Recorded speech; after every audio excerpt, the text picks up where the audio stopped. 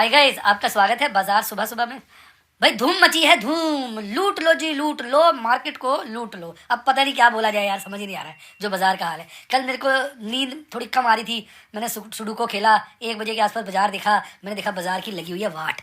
भाई सब बाजार की वाट लगी हुई है, वाट। सारा का सारा डाउ जोन्स बिल्कुल लाली लाली में, इतना ज़्यादा लाल। मैंने कहा यार लहू लुहान हो गया, लहू लुहान हो गया। मैंने कहा दिमाग की वर्जिश करो। एक गेम सुडोको का खेला, फिर सोया। नींद अच्छी आई, सुबह लेट ही उठा। मैं 8 बजे उठा। परसों नींद नहीं आई थी, कल अच्छी आ गई, मज़ा आ गया यार। मैं उठा और सुबह मैंने जैसे ही देखा उठ के, डाउ जोन्स साला हरियाली में बंद। अबे क्या इंट्राडे मूवमेंट दिखाई, आदमी पागल हो जाए, आदमी के तोते उड़ जाए भाई सब, तोते पैर के नीचे से जमीन निकल जाए। फिर मैंने कहा यार डाउ जोन्स देखा, मैंने कहा यार बाजार तो बड़ा गर्म लग रहा है। फिर मैंने एशियाई बाजार देखे, सारे लाली लाली में डूबे हुए। मैंने कहा ये क्या हो रहा है। फिर मैंने यूएस फ्यूचर्स देखे लाली लाली में। मैंने कहा भैया ऑपरेटर गेम खेल रहा है, कांड खेल रहा है भाई सब, कांड। इस वक्त ऑपरेटर का मूड बन चुका है लोगों की बैंड बजाने को। कह रहा मैं मार दूंगा जी, मार दूंगा, सबको ही मार दूंगा।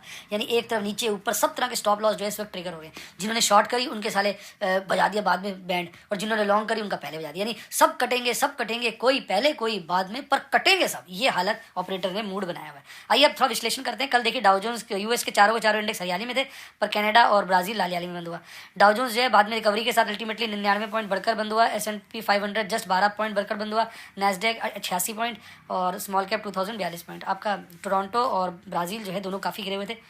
कनाडा का टोरंटो 4.5% और ब्राज़ील का बोस्पा लगभग 1% गिरा हुआ था। अब डाउ जोन्स की मूवमेंट देखिए कैसे मारा। देखो मैं कह रहा हूँ 1 बजे के आसपास मैं सोया था तब तो साला गिरा पड़ा था, उसके बाद क्या फुल टॉस रिकवरी ली है। और आप देखेंगे डेज हाई पर क्लोज हुआ है।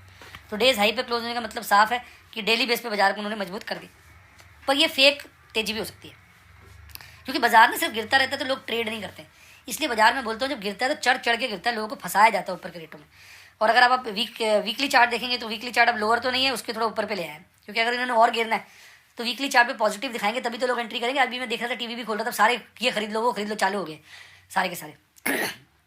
तो बाजार इसलिए चढ़ाया जाता है कि लोगों को फंसाया जा सके। मंथली चार्ट पे देखेंगे तो अब जो डाउ जोन्स है मंथली बहुत वीक था, लेकिन वहाँ से थोड़ी सी रिकवरी ली है। और ईयरली तो खैर इसमें कोई दो राय नहीं है, बुलिश ट्रेंड में कहोगे, अपवर्ड ट्रेंड में कहोगे, लेकिन ईयरली में भी जिस लेवल्स पे भी पहुंचा हुआ है उसमें साल का काफ़ी बड़ा गेन काटा हुआ है अभी भी। तो इसलिए बाजार को ये मत सोचो कि राम राज्य स्थापित हो गया, अभी कुछ भी कहीं भी कभी भी हो सकता है। अब इस वक्त यूरोपियन बाजार देखिए, वाट लगी जी, वाट लगी, सबकी वाट लगी।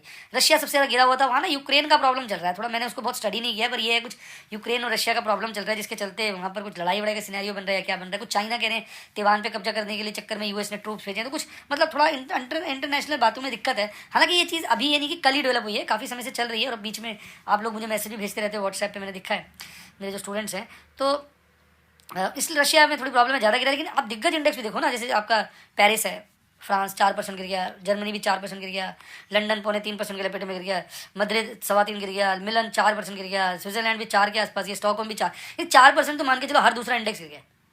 सिर्फ लंदन है जो सबसे कम गिरा, वो भी फिर 2.25% के लपेटे में। यानी हालात तो ये चीज़ संकेत होते हैं। अब यहाँ से मार्केट 1000 पॉइंट चढ़ जाए तो आप सोचोगे सब हो गया सब हो गया, ऐसा नहीं है। इस वक्त संकेत नेगेटिव ही है। अब देखो एशियाई बाजार वाट लगी जी, वाट लगी, एशिया की वाट लगी। सिडनी ऑस्ट्रेलिया जो सबसे ज़्यादा मैंने देखा सेफ रहता है, ज़्यादा नहीं गिरता है, कल सबसे ज़्यादा लगभग वही गिरा हुआ था 2.5% से भी ऊपर। और साथ में सियोल साउथ कोरिया।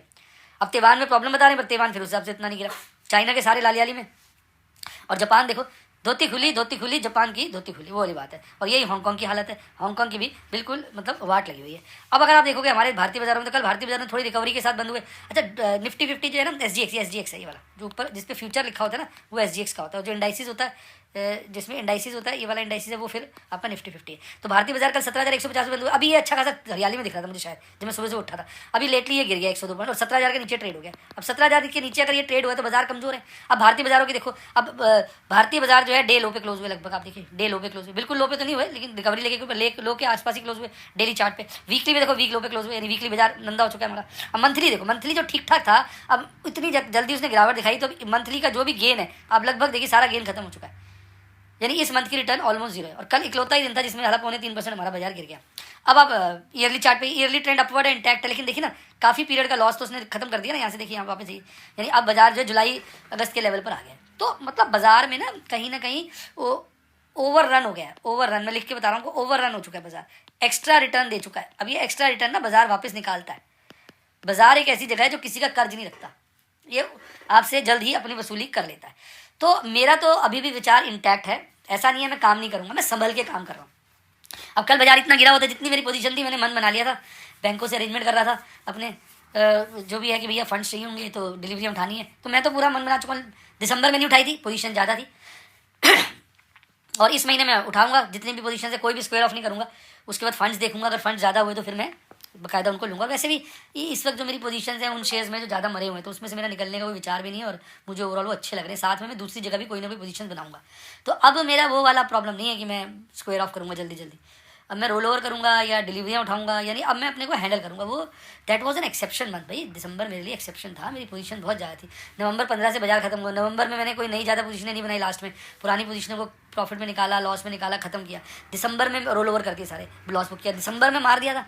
यानी जो नवंबर में लॉस हुआ था वो दिसंबर में कंटिन्यू हो गया। दिसंबर में समझ में आ गया कि इस तरह से यार काम चल नहीं सकता, रोल ओवर बहुत दिन नहीं चलेंगे, अननेसेसरी परेशानी होगी, फिर इसलिए दिसंबर में पोजीशन काटी। हालांकि अब टाइमिंग का बाजार को कर नहीं सकते, उसका बाजार भाग गया। तो अब ये तो बाजार में चलता रहेगा ना, आपको समझना है बाजार को आप टाइम थोड़ी कर सकते हो। तो मेरे बस में थोड़ी कि बाजार को पकड़ के अपने सर चला दो। अब मुझे पक्का लग रहा है बाजार 16 तो काटेगा एक बार। अब 16 ना काटने से पहले हो सकता है एक बार फिर गर्म हो जाए, 18,000 पहुंच जाए। देखो 18,600 के बाद 18,300 से लौटा है। अब अगर बाजार भाग जाता है 18,000 से या 17,800 से लौटता है तो ये दिखाई रहे ना, लोअर टॉप लोअर बॉटम।